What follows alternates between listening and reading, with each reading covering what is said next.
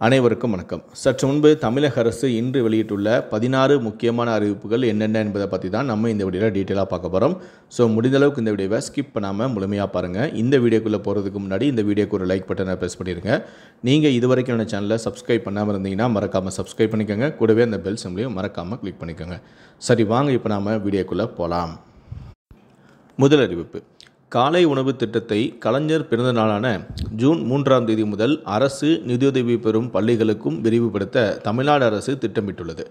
நடப்பு கல்வியாண்டு முதல் நகர்ப்புறங்களில் இயங்கி வரும் 1545 அரசு நிதியுதவி பெறும் பள்ளிகளில் படிக்கும் 1,14,000 மாணவர்கள் பயன்பெறும் வகையில் காலை உணவு திட்டம் விரிவுபடுத்தப்படும் என்று தமிழக அரசின் பட்ஜெட்டில் அறிவிக்கப்பட்டது.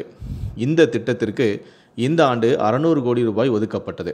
பட்ஜெட்டில் அறிவித்தபடி நகரங்களில் உள்ள அரசு உதவி பெறும் பள்ளிகளில் மறைந்த முன்னாள் முதலமைச்சரான கலைஞர் பிறந்தநாளான ஜூன் 3ஆம் தேதியிலிருந்து காலை உணவு திட்டத்தை செயல்படுத்த முடிவு செய்துள்ளதாக தெரிகிறது.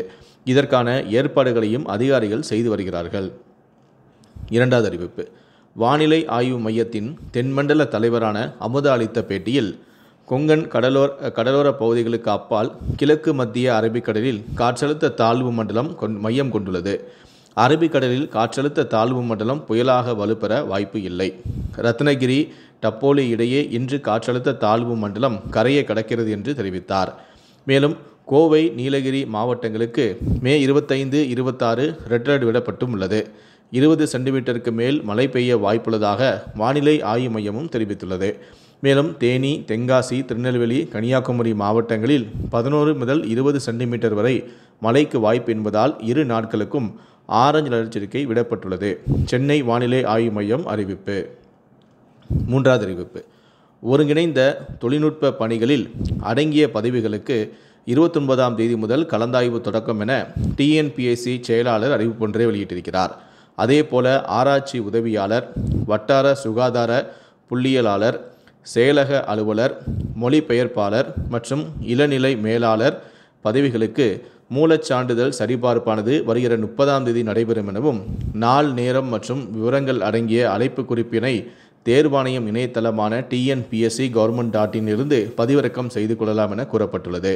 தேர்வர்களுக்கு அதற்கான விவரம் SMS மற்றும் இமெயில் மூலமாக மட்டுமே தெரிவிக்கப்படும் எனவும், தேர்வர்கள் மூலச்சான்றிதழ்களை சரிபார்ப்பிற்கு வர தவறினால் அவர்களுக்கு மறுவாய்ப்பு அளிக்கப்படாது. நான்காவது அறிவிப்பு: தமிழ்நாட்டில் அரசு பாலிடெக்னிக் கல்லூரிகளில் சேர அவகாசம் நேற்று நிறைவடைந்த நிலையில் மேலும் நீடிக்கப்பட்டும் உள்ளது. கடைசி நாள் குறித்த அறிவிப்பு பின்னர் வெளியிடப்படும் எனவும் தொழில்நுட்ப கல்வி இயக்குநரகம் தெரிவித்துள்ளது. ஐந்தாவது அறிவிப்பு: அரபிக்கடலில் தாழ்வு மண்டலம் காரணமாக 7 துறைமுகங்களில் 1ஆம் எண் புயல் எச்சரிக்கை கூண்டு ஏற்றப்பட்டுள்ளது. சென்னை, கடலூர், நாகை, எண்ணூர், காட்டுப்பள்ளி, புதுச்சேரி, காரைக்கால் துறைமுகங்களில் புயல் கூண்டு ஏற்றப்பட்டும் உள்ளது. மத்திய கிழக்கு அரபிக்கடலில் காற்றழுத்த தாழ்வு மண்டலம் உருவானதை அடுத்து புயல் கூண்டு ஏற்ற அறிவுறுத்தல் வழங்கப்பட்டுள்ளது. ஆறாவது அறிவிப்பு: கலை அறிவியல் படிப்புக்கு விண்ணப்பிக்க இன்னும் 2 நாளே அவகாசம். நடப்பாண்டு கலை மற்றும் அறிவியல் படிப்புகளுக்கான விண்ணப்ப பதிவு 27ஆம் தேதியுடன் நிறைவடைய உள்ள நிலையில் விண்ணப்பித்தவர்களின் எண்ணிக்கையானது 2 லட்சத்தை எட்டியுள்ளது. tngasa.in என்ற இணையதள முகவரியில் மாணவ மாணவிகள் விண்ணப்பித்து வருகிறார்கள். ஏழாவது அறிவிப்பு: திருநெல்வேலி, தென்காசி மார்க்கத்தில் செல்லும் பேசஞ்சர் ரயில்களில் பயணிகளின் வசதிக்காக கூடுதலாக 2 பெட்டிகள் இணைக்கப்பட உள்ளதாக ரயில்வே நிர்வாகம் அறிவித்துள்ளது. இந்த மாற்றமானது மே 25 மற்றும் 28 ஆகிய தேதிகளிலிருந்து அமலுக்கு வருகிறது. எட்டாவது அறிவிப்பு: தமிழ்நாட்டில் பொறியியல் படிப்புகளுக்கு இதுவரை 2,34,315 மாணவர்கள் விண்ணப்பித்து உள்ளனர். கட்டணத்தை செலுத்தியோர் 1,66,404 பேரும், சான்றிதழ்களை பதிவேற்றியோர் 1,23,315 பேரும் ஆவார்கள். மே 7ஆம் தேதி விண்ணப்ப பதிவு தொடங்கிய நிலையில் இதுவரை 2,30,000 பேர் விண்ணப்பித்தும் உள்ளனர். ஒன்பதாவது அறிவிப்பு: தமிழக அரசின் தொழில் முனைவோர் மேம்பாடு மற்றும் புத்தாக்க நிறுவனம் சென்னையில் மூலிகை, அழகு சாதன பொருட்கள், தோல் பராமரிப்பு பொருட்கள் தயாரித்தல் தொடர்பான வகுப்பு 28ஆம் தேதி முதல் 30ஆம் தேதி வரை காலை 10 மணி முதல் மாலை 5 மணி வரை நடைபெற உள்ளது. இந்த பயிற்சி பற்றிய கூடுதல் விவரங்களை பெற விரும்புவோர் editn.in என்ற வலைத்தளங்களில் தெரிந்து கொள்ளலாம். 10வது அறிவிப்பு: திட்டமிட்டபடி பள்ளிகள் வரும் ஜூன் 2ஆம் தேதி திறக்கப்படும் என பள்ளிக்கல்வித்துறை அறிவித்துள்ளது. இந்த நிலையில்தான் ஜாதி சான்றிதழ், வருமான வரி சான்றிதழ் உள்ளிட்ட சான்றிதழ்களை கேட்டு இ-சேவை மையத்திற்கு வரும் மாணவர்களுக்கு முன்னுரிமை வழங்கப்படும் என அமைச்சரான KKSSR ராமச்சந்திரன் கூறியிருக்கிறார். 11வது அறிவிப்பு. கலைஞர் உரிமை தொகை பெற மே மாதம் 29ஆம் தேதி முதல் விண்ணப்பிக்கலாம். தமிழ்நாடு அரசு தகவல் பெண்களிடமிருந்து பெறப்படும் விண்ணப்பங்களை உடனே ஆய்வு செய்து 2 மாதங்களுக்குள் அவர்களுக்கு உரிமை தொகை வழங்க முதலமைச்சர் மு.க. ஸ்டாலின் உத்தரவிட்டிருக்கிறார். கடந்த முறை மகளிர் உரிமை தொகை திட்டத்திற்கான விண்ணப்பம் ரேஷன் கடைகள் மூலம் வழங்கப்பட்டது. இந்த முறை மக்களுடன் முதல்வர் திட்டத்தின் கீழ் வழங்க நடவடிக்கையும் எடுக்கப்பட்டுள்ளது. 12வது அறிவிப்பு. பொன்னேரி கவரப்பேட்டையில் ரயில் நிலையங்கள் இடையே தண்டவாள பராமரிப்பு பணிகள் காரணமாக மே மாதம் 26ஆம் தேதி மொத்தமாக 21 புறநகர் ரயில்கள் ரத்து செய்யப்பட்டும் உள்ளது. பகல் 1:20 முதல் மாலை 5:20 மணி வரை பராமரிப்பு பணிகள் நடைபெற உள்ளன. பயணிகளின் வசதிக்காக சென்னை சென்ட்ரலிலிருந்து பொன்னேரி, சென்ட்ரலிலிருந்து மீஞ்சூர் இடையே மற்றும் சென்னை கடற்கரையிலிருந்து எண்ணூர் இடையே மொத்தமாக 10 சிறப்பு ரயில்கள் இயக்கப்படும் எனவும் தெற்கு ரயில்வே அறிவித்துள்ளது. 13வது அறிவிப்பு. மாணவர்களுக்கு விலையில்லா மடிக்கணினி வழங்க தமிழ்நாடு அரசு ஒப்பந்த புள்ளி கோரியது. 20 லட்சம் மடிக்கணினிகளை கொள்முதல் செய்ய தமிழ்நாடு அரசின் எல்காட் நிறுவனம் சர்வதேச டெண்டரும் கோரியது. 8 GB RAM, 256 GB hard disk, 14 அல்லது 15.6 இன்ச் திரை கொண்டதாக இந்த மடிக்கணினி இருக்கும் எனவும், ப்ளூடூத் 5 மணி நேரம் வரை தாங்கக்கூடிய 4 முதல் 6 செல்கள் கொண்ட லித்தியம் அயன் பேட்டரி கொண்ட மடிக்கணினிகள், முன்புறம் 720 பிக்சல் HD கேமரா, விண்டோஸ் 11 உள்ளிட்ட செயல்திறன் கொண்ட மடிக்கணினியை வழங்க டெண்டரும் கோரப்பட்டுள்ளது. 14வது அறிவிப்பு.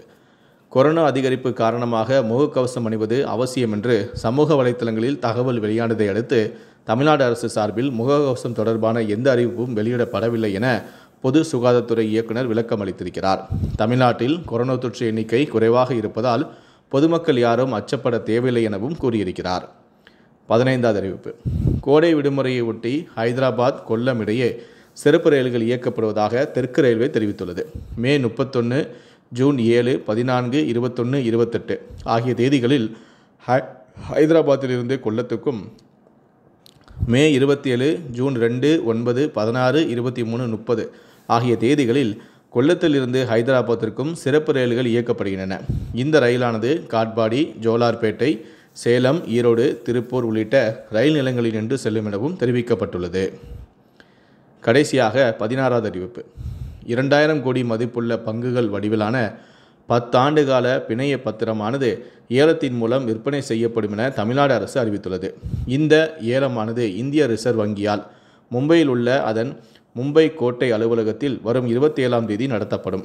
போட்டி ஏலக்கோப்புகள் காலை 10:30 மணியிலிருந்து 11:30 மணிக்குள்ளாகவும், போட்டியற்ற ஏலக்கோப்புகள் காலை 10:30 மணியிலிருந்து 11 மணிக்குள்ளாகவும் இந்திய ரிசர்வ் வங்கியின் ஒருங்கிணைந்த வங்கி சேவை முறையில் மின்னணு படிவத்தில் வரும் 27ஆம் தேதி அன்று சமர்ப்பிக்க வேண்டும் எனவும் அந்த அறிக்கையில் கூறப்பட்டுள்ளது.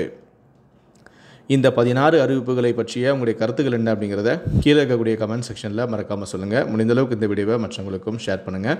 மேலும் இது போன்ற பல வீடியோக்களை பார்க்கணும் அப்படின்னு நினச்சிங்கன்னா மறக்காமல் நினச்சிட்டீங்க சப்ஸ்கிரைப் பண்ணுங்கள். கூடவே அந்த பெல் சிம்பிளையும் மறக்காமல் கிளிக் பண்ணுங்கள். நன்றி, வணக்கம்.